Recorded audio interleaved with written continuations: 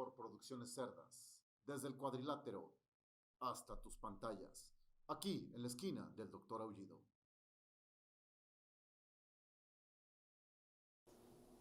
Bienvenidos, amárrense las máscaras y suéltense las cabelleras porque Doctor Aullido ha llegado a este ring. Y bien, como todos los lunes a esta hora, estamos empezando otra de las pláticas y de las cosas interesantísimas que tenemos para ver esta cuestión de la lucha libre. Y hoy hablaremos de un verdadero ícono, de un verdadero estandarte de la lucha libre, de alguien que, si hablamos de lucha libre, todos inmediatamente pueden pensar o imaginarse quién es. Y este señor es nada más y nada menos que Rodolfo Guzmán Huerta, el Santo. Así es, este luchador que protagonizó muchísimas de las películas de luchadores, que prácticamente fue el segundo luchador tomado en cuenta para las películas de luchadores, y que también quedó inmortalizado junto con otros gladiadores en la pantalla grande. Bueno, pues vamos a hablar un poco de este luchador tan emblemático, tan importante, y sobre todo fue uno de los máximos ganadores en toda la baraja luchística, no solamente nacional, sino a nivel mundial. Y miren, ¿quién lo iba a decir que una persona o un niño de una extracción tan humilde como lo iba a ser Rodolfo Guzmán Huerta iba a ser el ídolo e iba a ser considerado como un superhéroe de la vida real? Bien, este señor o este luchador o este famosísimo luchador llamado Rodolfo Guzmán Huerta nació en Tulancingo, Hidalgo, el 23 de septiembre de 1917, hijo de Josefina Huerta Márquez y Jesús Guzmán Campuzano. Fue nada más el quinto hijo de 7 hermanos. Y obviamente, pues con estas características, viniendo de Tulancingo, bueno, no tenían demasiadas capacidades económicas, pero siempre fueron una familia muy trabajadora.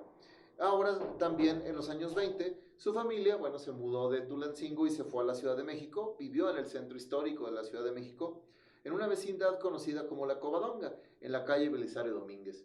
Este niño, bueno, que inició practicando béisbol y fútbol americano, después, bueno, ingresó y se interesó a estudiar lucha grecorromana, lucha olímpica, y después aprendió jiu-jitsu, que es un tipo de arte marcial japonés. Ahora, después de eso, y un poquito combinando con, algunos dicen que tomaba clases de pintura, algunos dicen que continuaba con el deporte. Sin embargo, bueno, pues él siempre fue una persona interesada en los deportes de contacto y sobre todo en los deportes en sí.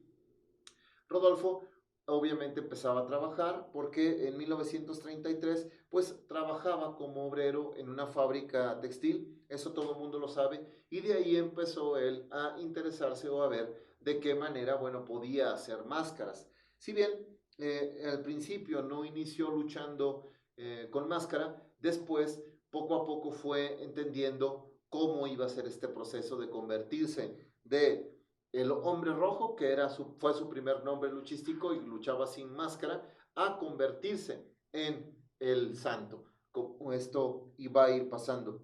Como bueno, muchos de ustedes deben de saber, o muchos de ustedes lo han escuchado, él no fue el primero que luchó. Sus hermanos tanto Miguel y Jesús, empezaron siendo luchadores también, y ellos luchaban bajo el nombre de Black Guzmán y también como Pantera Negra.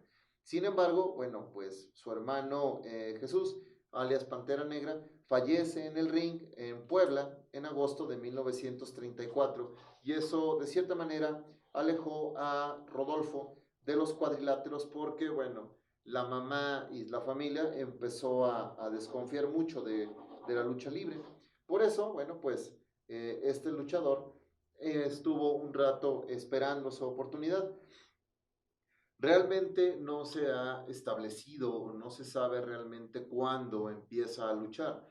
En una declaración que dio Rodolfo Guzmán Huerta el Santo, dijo que había empezado a luchar más o menos a los 16 años y que su primer rival había sido una persona que en ese momento, bueno, era referee. Y ese fue como el Santo empezó a describir cómo era su relación con la lucha y empieza a luchar. Como les digo, bueno, pues Rodolfo Guzmán Huerta no inicia luchando como, ¿cómo se llama? Como el Santo.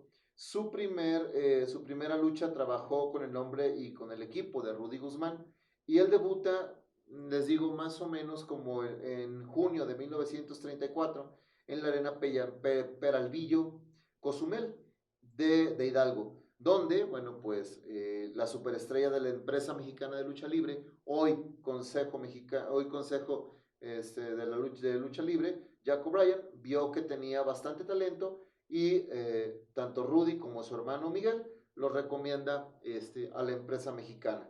Y obviamente, bueno, Jesús Lomelí, que en ese tiempo era el árbitro, los lleva a que conozcan la empresa mexicana de lucha libre.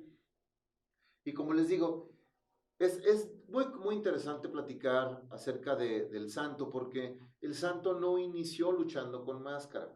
Él inició luchando con el nombre de El Hombre Rojo, que después el Hijo del Santo retomaría en sus primeras luchas o después de ser Korak, inicia luchando como el Hombre Rojo segundo, me parece.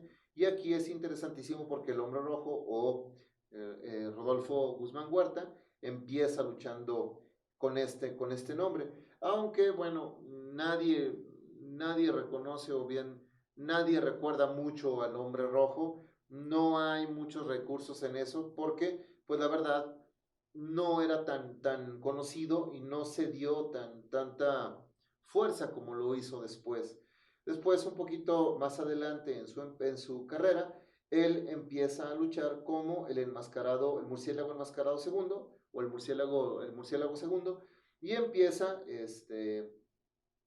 ¿cómo se llama? Empieza a tener un poquito más de acción en los encordados, y bueno, aquí la cuestión es que, bueno, Jesús, su hermano, ya no quería que fuera el Hombre Rojo.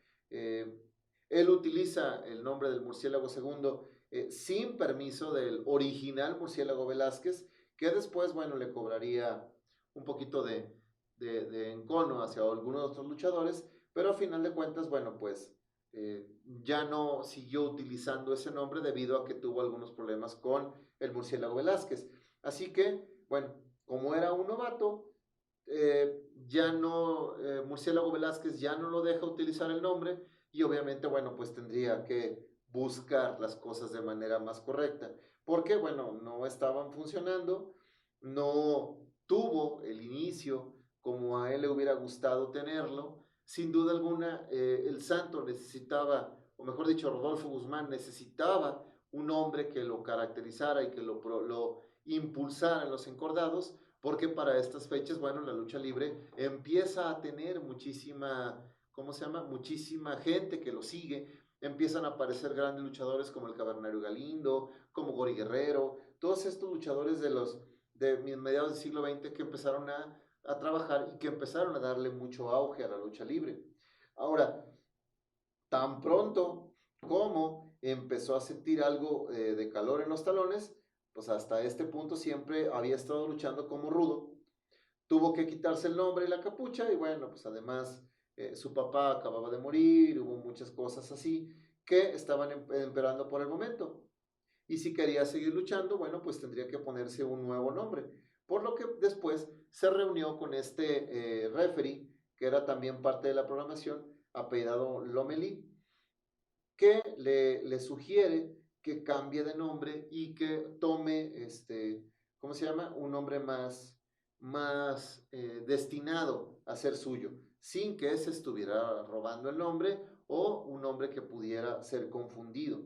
Así que Lomelí, bueno, le sugirió varios nombres, le sugirió, por ejemplo, El Ángel, le sugirió también regresar al nombre de Rojo. Sin embargo, el que más, ¿cómo se llama? El que más le llamaría la atención y obviamente con el cual tomaría lugar en la baraja luchística mundial, pues sería el Santo. Aquí hay una cuestión bien interesante, porque era un santo, o mejor dicho, él iba a utilizar un equipo blanco con el antifaz como si fueran unas alitas de ángel. Sin embargo, el santo iba a ser rudo. Rodolfo no se explicaba cómo era que iba a ser un santo y ese santo iba a ser rudo. Entonces, Lomelí le explicaba o le explicó que a final de cuentas a la gente le gustaban los malos. Y ese nombre iba a causar más revuelo e iba a causar, pues obviamente, más interés en el luchador. Y de esa manera, bueno, pues así que él decidiría convertirse en el santo. Aún no era el enmascarado de plata, solamente era el santo. El mote del enmascarado de plata llegaría años después y una vez que ya empezara a iniciar su carrera como actor. Así que el debut del santo, déjenme les digo, ya como el santo fue el 26 de julio de 1942 en la antigua Arena México. Y este promotor Lomelí le dijo que se comprara un par ¿cómo se llama?, de máscaras blancas y que después pasarían a ser máscaras plateadas. El equipo era la máscara blanca y las mallas y las botas de color plateado. Y de esa manera empezaría a llamarse el santo. Entonces consiguió su primer atuendo. Las primeras máscaras las hacía el mismo Rodolfo Guzmán por su experiencia en una fábrica textil. Y de esa manera, bueno, él empezó a trabajar y su primera lucha, dentro de sus primeras luchas, al menos, pues nada más fue una batalla contra 8 hombres que en ese tiempo ya eran estrellas en el Consejo, en la empresa mexicana, como lo eran Bobby Bonales, Lobo Negro, Gorila Macías segundo, Bobby Roode, Murciélago Velázquez, Pavlinsky y Ciclón Veloz. Los dos últimos luchadores fueron Santo y Ciclón, por lo que pelearon en un combate regular a 2 de 3 caídas que el Santo ganó.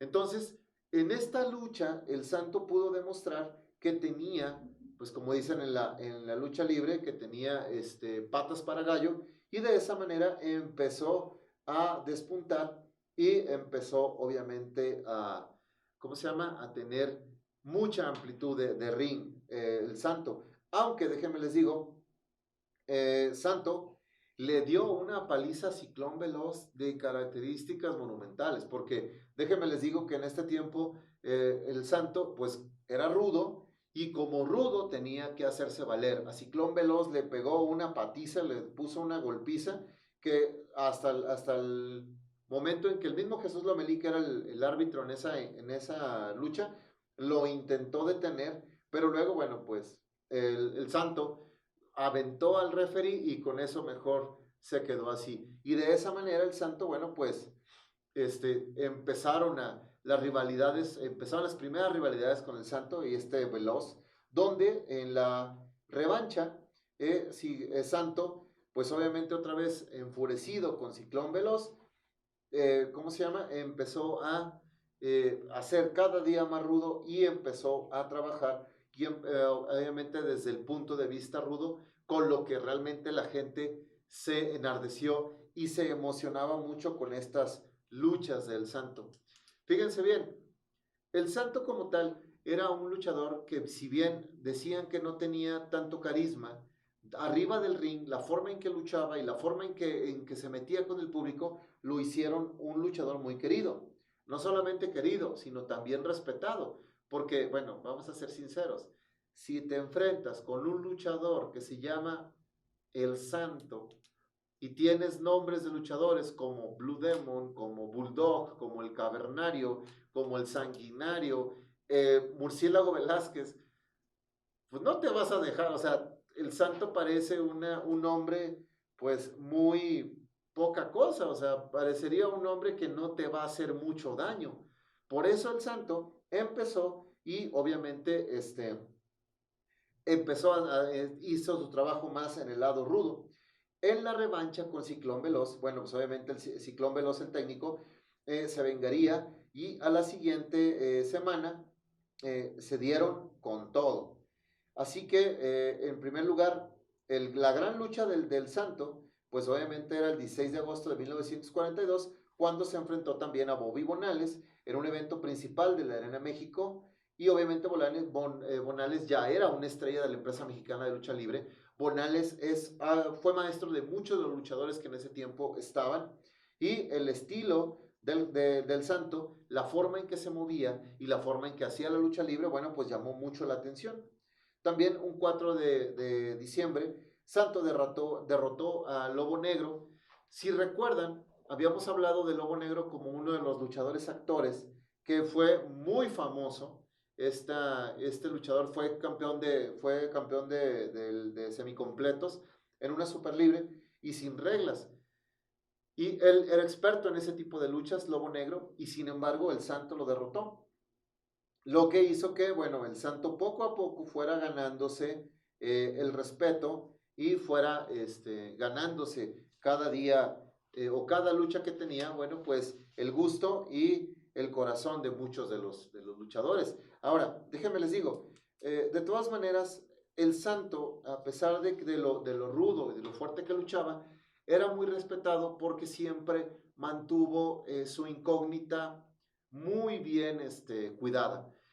O había luchadores que viajaban con él en los camiones de los luchadores que tenían ¿cómo se llaman?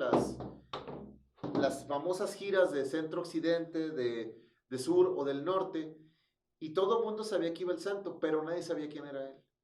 Se escondía también que nadie, tanto de los luchadores como fuera de la lucha, pues bueno, solamente sus grandes amigos sabían quién era él. Entonces, de esa manera, el Santo protegía su incógnita y de esa manera, bueno, pues nadie le podía decir ¿cómo se llama? Que lo conocía. Lo que hizo también que el mito del Santo creciera todavía más. Y bueno, pues su carrera tampoco, como el Santo, no fue lo que él se esperaba, no fue por muchos años, a pesar de ser vitoreado y a pesar de haberle ganado a grandes luchadores como Wol Rubinsky, como el mismo Lobo Negro, Bobby Bonales, Ciclón Veloz, tantos luchadores, pues obviamente tenía que enfrentarse a otros luchadores que estaban buscando, bueno, desenmascararlo o quitarle los campeonatos que tenía. Y fue por eso también que, pues obviamente el Santo era el encargado de recibir a luchadores que venían de fuera y que tenían esas características también de ídolos. Y fue por eso también que, pues él fue el que recibió en 1947, el 14 de febrero, nada más y nada menos que a Black Shadow. Y ahí Black Shadow, de manera limpia y en el centro del ring, Black Shadow le gana al Santo en una lucha a 2 de 3 caídas que marcan o empiezan a marcar el inicio de esta gran confrontación que terminará con la pérdida de la máscara de Black Shadow por parte del Santo, que es una de las grandes, grandes luchas de apuestas que el Santo tuvo. Ahora, podemos hablar del Santo que era un luchador técnico. Hay gente que dice que Blue Demon, el profe Santo pues no era tan técnico como Blue Demon. Sin embargo, el Santo pudo hacer algo que muchos luchadores no habían podido, y es atraer no solamente los reflectores de la naciente televisión, sino que también fue uno de los luchadores que más películas hizo en la historia del cine de luchadores. También el Santo está inmortalizado en cómics, está inmortalizado con esta famosa parodia de Gisi Trino del Santos y la Bustona Mendoza, bueno, la Tetona Mendoza, que es uno de los cómics de crítica política más importantes en México. Y aún así, el Santo, pues, se ha convertido en un ícono internacional de la lucha libre mexicana. Y lo digo internacional porque en todos lados conocen al Santo, al igual que Mil Máscaras. Sin embargo, bueno, a él lo conocen más, no solamente por su trabajo en la lucha libre, sino también por medio de sus características o de su trabajo en el cine, que es algo muy importante, ¿cómo se llama? Muy necesario para que esto se conociera. Y bueno, entendamos que el cine de luchadores se inauguró en 1952, o en el 1952 empezaron las primeras películas de luchadores, pero no estaba el Santo en esas películas. La primer película de luchadores se llamaba El Médico Asesino, y el título tenía como sobrenombre El Médico Asesino, el Enmascarado de Plata.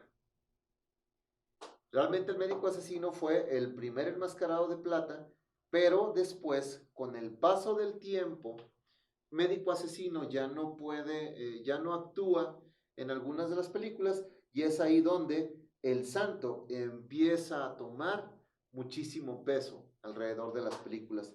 Una de las primeras películas que hizo fue en el 58 y en 1958 se convirtió en personaje de cine, logrando un éxito verdaderamente arrollador. Es que pónganse a pensar, en ese tiempo ya estaba Superman, ya había un Superman, ya había una Mujer Maravilla, ya había un Capitán América, ya había un Spider-Man, pero todos esos personajes eran personajes de cómics, eran personajes que no existían. Sin embargo, el Santo era un luchador que lo podías ver domingo a domingo en una arena de lucha libre, luchando contra momias, contra espantos, luchando contra todo tipo de malvados, siendo él rudo, déjenme les digo, porque su mejor etapa como luchador la hizo siendo rudo, que es algo que casi nadie sabe. Por eso el Hijo del Santo también, un poquito hablando de esa duplicidad de carreras, pues estuvo involucrado también como rudo. Y déjenme les digo, yo disfruto más al Santo y al Hijo del Santo como rudos que como técnicos. Pero bueno, la gente los ha puesto como técnicos muchas veces porque, bueno, pues a final de cuentas el público es el que manda.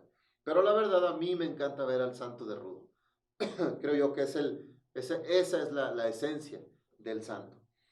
Y bueno, como les decía, en 1958 el Santo debuta, aunque bueno, pues después siguen otros luchadores como Huracán Ramírez, Blue Demon, Mil Máscaras, La Sombra Vengadora, que después se va a modificar su traje a ser el Rayo de Jalisco.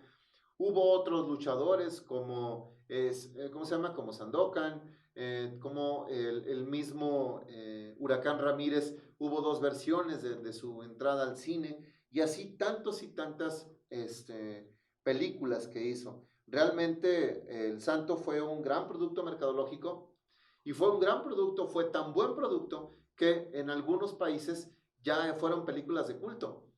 Se consideran como películas surrealistas o películas, ¿cómo se llama?, de falso terror, pero a final de cuentas en Francia El Santo tuvo un año completo de películas debido a las características que tenían. Y bueno, si nos están viendo, mándenos en el chat cuál es su película favorita del Santo, qué es lo que ustedes pueden recordar de las películas del Santo. Creo yo que el Santo se adelantó a la época de la ciencia ficción porque él tenía videollamadas, tenía relojes, teléfono, tenía armas láser en sus guantes. Nunca le pudo ganar, o sea, ni James Bond era tan bueno como él.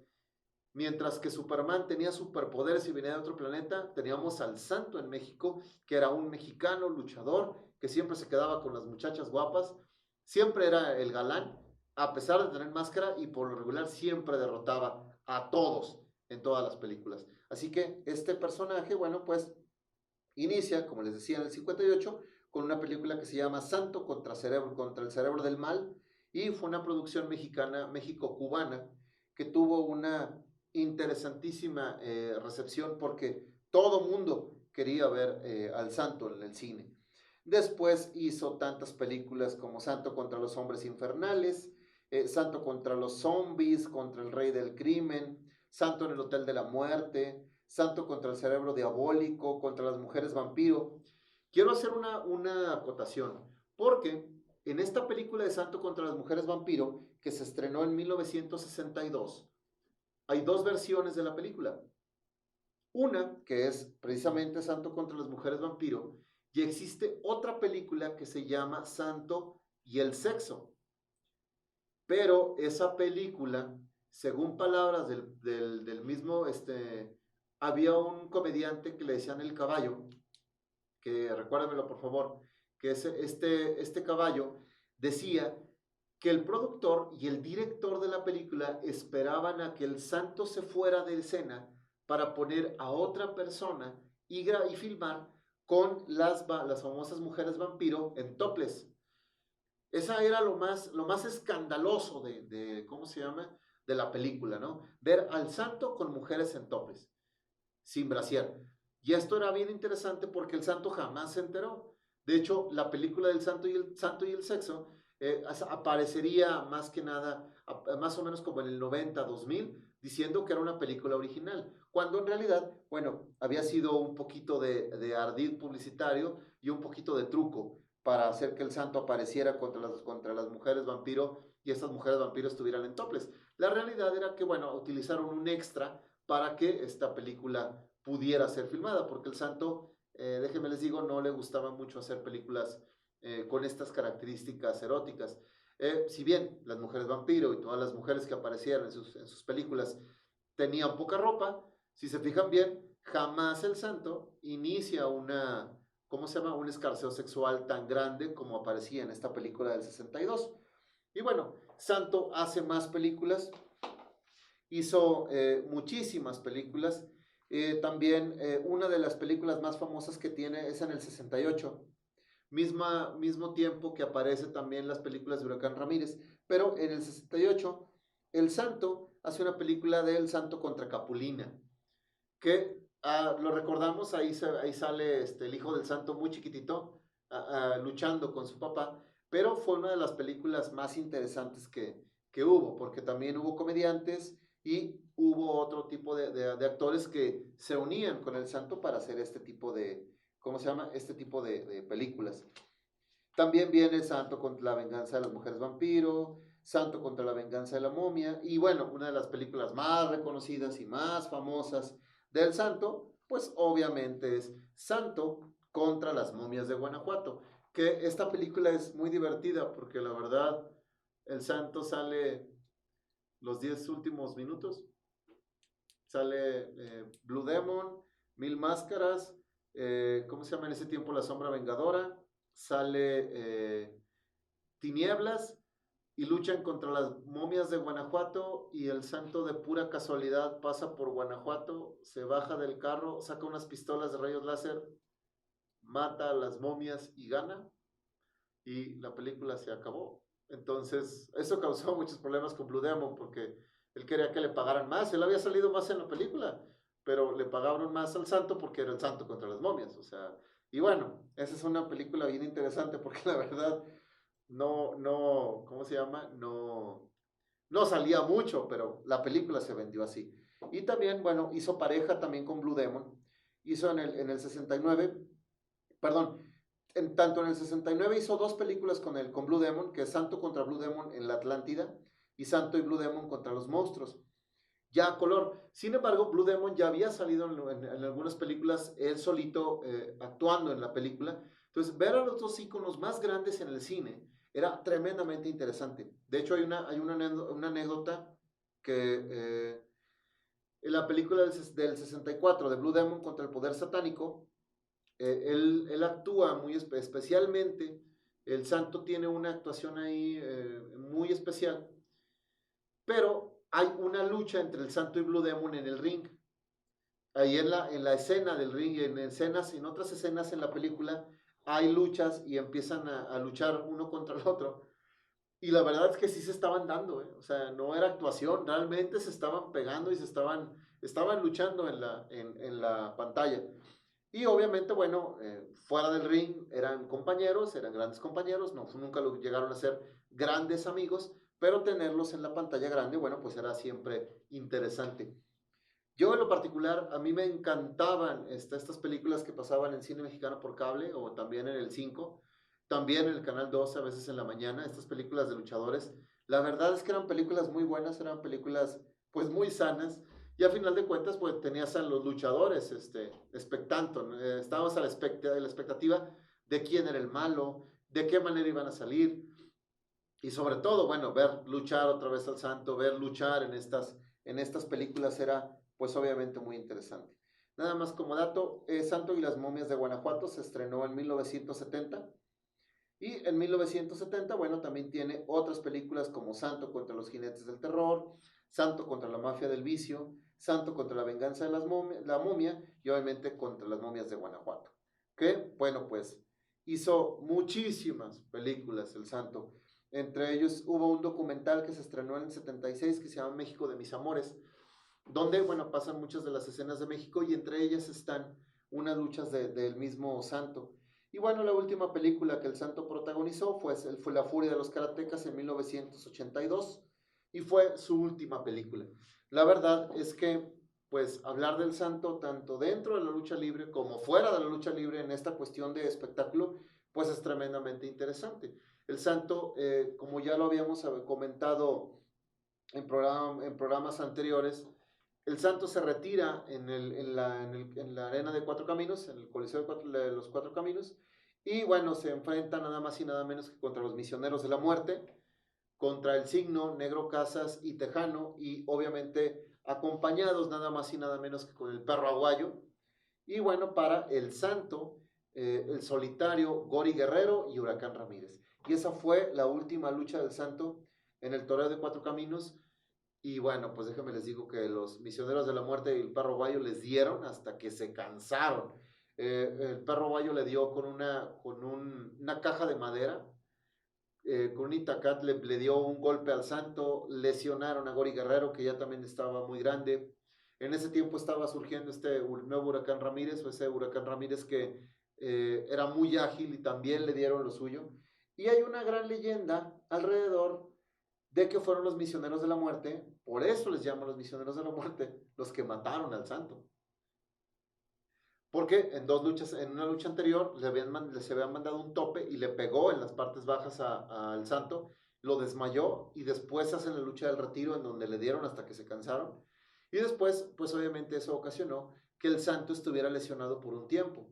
Dejó de luchar y se dedicó a hacer actos de escapismo, actos ¿cómo se llama? De acciones peligrosas, que a final de cuentas en una de las entrevistas que le hacen al Hijo del Santo indica que fue eso lo que realmente lo mató, todo el esfuerzo que había hecho, pero por muchos años se pensaba que habían sido los Misioneros de la Muerte los que le habían causado el problema de salud que al final de cuentas, pues obviamente le iba a costar o le costó la vida. Pero si hay alguien en el chat, bueno, pues mándenos sus comentarios, mándenos sus anécdotas, si alguna vez vieron El Santo, qué película del Santo les gustaba más, qué película o qué recuerdo tienen del Santo como tal. Por ejemplo, yo me acuerdo mucho cuando Doctor Aullido no era Doctor Aullido y andaba ahí ¿cómo se llama? Por los caminos del mundo. Me tocó un tiempo vivir en Jalpa, y en Jalpa, Zacatecas, pues lo que teníamos era dos canales y cómics. Y entre esos cómics, bueno, estaba la maravilla del cómic del Santo, donde, bueno, pues lo podíamos ver, no solamente luchar contra momias, contra jefes del crimen, sino también podíamos ver todo lo que el Santo recomendaba para que te portaras bien y para que hicieras cosas buenas. Y esos cómics se hicieron muy famosos. A la par después se hicieron el cómic del Hijo del Santo, que también pude leer y era más o menos parecido al Santo. Tenía historias de terror y todo, historias de acción, de aventura. Pero bueno, pues desgraciadamente con el tiempo se dejaron de producir estos cómics y nada más los tenemos pues obviamente en el recuerdo. De hecho, ahí en los cómics es cuando realmente se le pone el nombre del enmascarado de plata, que esto ya viene más o menos por los 60, por los 60, 70, donde el cual ya el santo es conocido como el enmascarado de plata.